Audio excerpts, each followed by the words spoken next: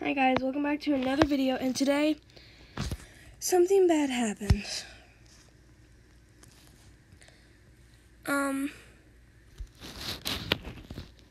Something happened to Wengie today.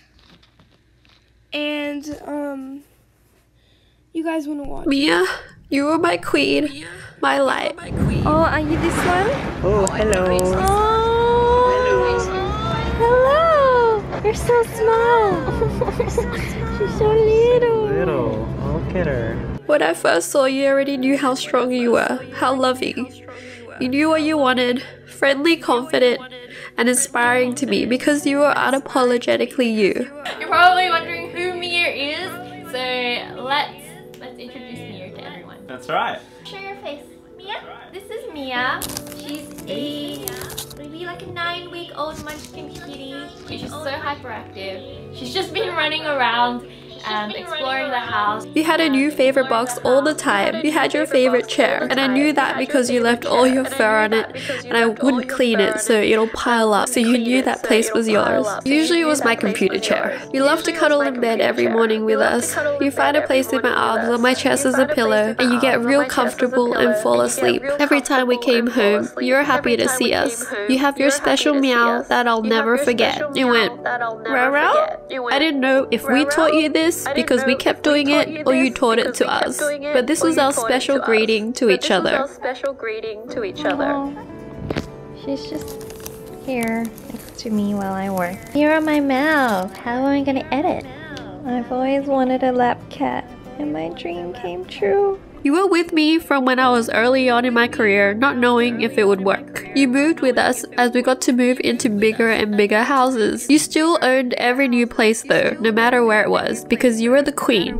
Even though you were so regal, you had your moments where we saw the goofy side of you. Mia, it's not for you to jump on the box. How am I gonna open the box with you on it? They start fighting at like 8 o'clock and they're running around making a ruckus around the house. Especially when we took out the laser pointer, your favorite toy. You became a different cat. My normally elegant lady becomes a wild predator when the laser pointer comes out. We would always find ourselves playing a game with you on Friday night. We never planned it, but it was always Friday night for some reason. We play games like we'd see who you'd like better, me or Max, by persuading you to come to either one of us. We'd try and place rubber bracelets around your paws, and whoever made you notice and move lost. We made up random games and you'd allow us to play even though maybe you thought we were being silly. Thanks for putting up with us, Mia. I remember when we started shooting my YouTube videos around the house, you'd always be so curious. I caught you licking a pumpkin. You'd always try and eat some avocados, which was the first time I saw a cat do that. And sorry, I had to place a slice of bread around you. I hope you didn't mind, but you looked really adorable. You also had the best poses, and I tried to copy them, but you were always better at it. You always had an appetite and loved food. However, later on I discovered your favorite were these little tubes that you squeeze out that we got from the Japanese store. Even in your final days when you lost your appetite and you were in so much pain, I didn't even realize because you mustered up the energy to eat your favorite snacks. It was the only thing you ate. I hope you enjoyed all the snacks we tried to give you. We tried to give you as much as you can eat before the day came. If only I knew how much pain you were in. If only I knew how deadly a piece of string could be. If only I knew you ate it. If only we never moved here so you never got to that piece of string. If only we noticed how sick you were sooner. You were so brave and put on such a brave face that everyone thought it wasn't too bad. The vet thought you had gastritis and we gave you 2 lots of medication for that. And then he found out you had an infection after some blood tests because it wouldn't get better, so we gave you antibiotics. We never thought that string you ate was tied around your tongue and was making you sicker by the day. We didn't even know it was there. We tried to feed you all your favorite things and you always ate a bit and walked off. The day we took you to the vet, we found out you were anemic and that's why you were so weak. Your red blood cells were so low, so we got a referral to the hospital because we knew something wasn't right. That morning, I remember waking up in a panic. I looked for you everywhere and couldn't find you. I found you under a shelf behind a box facing the corner that day, and I really thought you didn't make it. Your breathing was shallow and you looked so weak. I put my hand on your stomach just to see if you were breathing, and I was so worried. I got your favorite snack and started feeding you, and you ate it so happily. And I pet you, telling you how much I loved you and you were a good girl. And you really enjoyed that you were nuzzling me and you had a bit of life left. That day was the day your hospital appointment was. We tried to make it earlier, but this was the earliest appointment. You got your scan and they found a string in your belly, and it was tied to the bottom of your tongue, and the other end was trying to make its way down, bunching up all your intestines. I'm sorry, Mia, you must have been in so much pain, and you couldn't tell us. Why couldn't we speak to cats? If I had to pick a superpower now, it would be speak to animals for sure. I used to make fun of that, but not anymore. Maybe then I could have saved you. The only option was to do a surgery. We got you some blood you needed and some painkillers, and when I visited you that day, you looked much brighter after all the pain medication. I was optimistic you were feeling better, and all you needed was for them to feed you through a tube for some nutrition and get a blood transfusion so you can be stronger. Your red blood cells went up and so did your spirits. When I visited you, you tried to meow, but no sound came out. I knew you tried, Mia. I wish I tried harder. Thank you for always showing me love, even though you're going through so much pain. You loved the pets I gave you and looked like it was a welcome relief from the needles and the tests you had to go through. You even started doing that massaging thing with your paws, even though you had a bandage wrapped around one of your legs. I wish I could have stayed there all day with you, Mia. I wish I could have been with you through all this. Boomba even donated some blood for you. We all wanted to save you. You were brave. You went into surgery and made it out alive. Boomba's blood helped you during the surgery.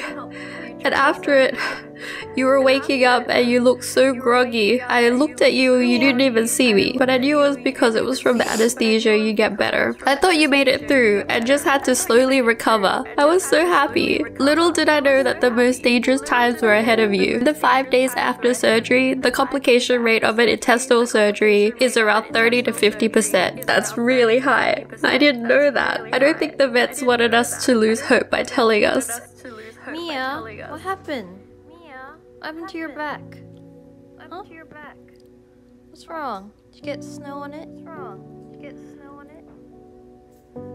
Oh, great.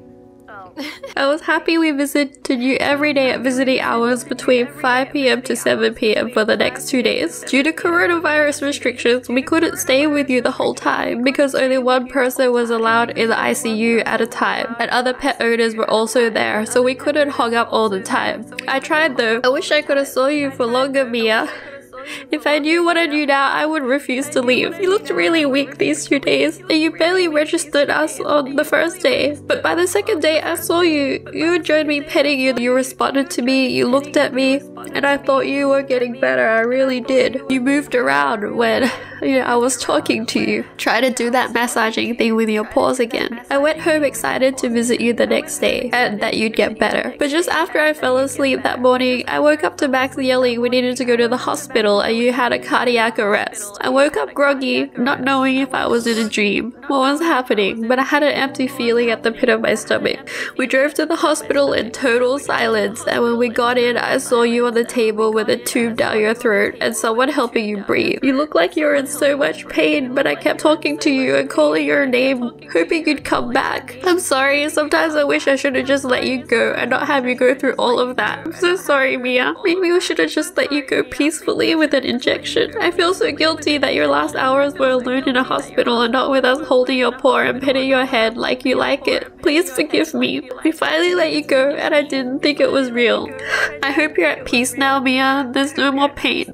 I hope you're playing with your laser pointers and eating your snacks forever. Please don't eat any more strings though. I need you there when I come to visit you. I pet you and held you for 2 hours after, not wanting to leave you. I understand why now owners want to stuff and preserve their pets and keep them in the living room. I really wanted to keep you any way I could. I had to stare into your lifeless eyes and I still couldn't believe what happened. I didn't even notice your normally pink ears were white because I was so convinced you were still alive. I would do anything to have you come back. You're the first cat to ever leave me and it isn't fair. It's not your time.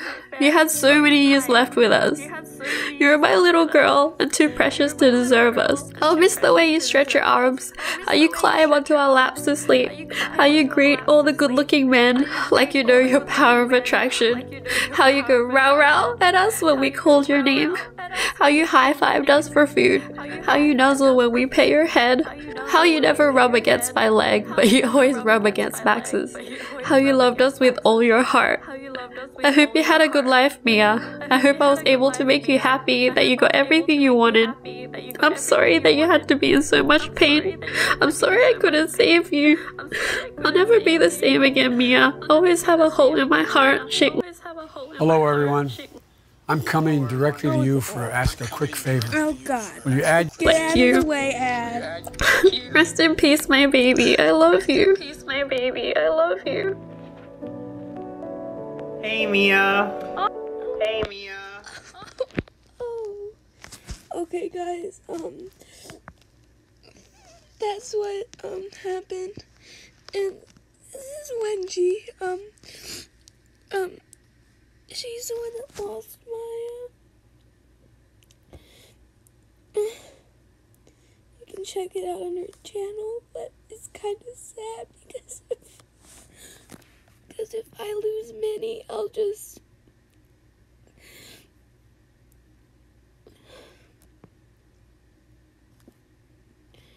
I just can't talk about it.